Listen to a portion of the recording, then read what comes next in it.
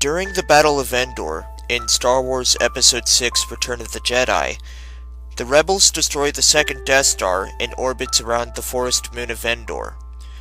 The destruction of the battle station kills the remaining Imperial forces on board and delivers an enormous blow to the Empire due to the loss of such a gigantic weapon and all aboard, the defeat of the Imperial fleets nearby, and the death of the evil Emperor Palpatine.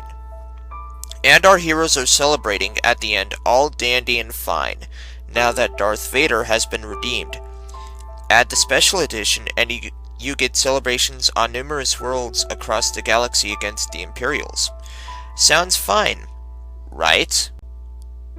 Consider that the Death Star 2 is around the size of our moon. When the station erupts in a gigantic fireball, numerous parts of its frame and inner workings are ejected outward into space at enormous speeds. Also consider that in real life, when a space station that is vastly smaller than that of the Death Star 2 is destroyed, it creates a cloud of debris that begins to encircle the Earth due to being drawn in by the planet's gravity.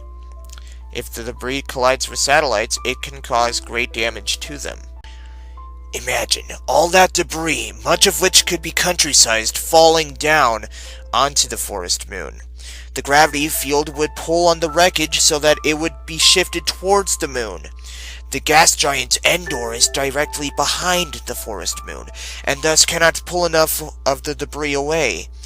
The rebel fleet is too small to create a combined shield to deflect even half the stuff.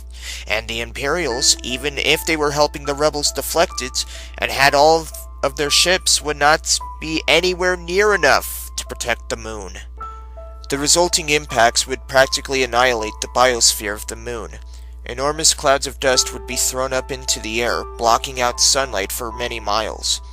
This would in turn be supplemented by the forest fires caused by the burning wreckage strikes.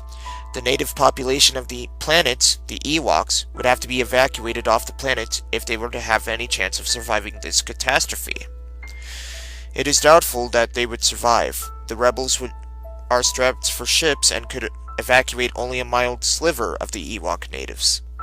This would not be an unlikely event.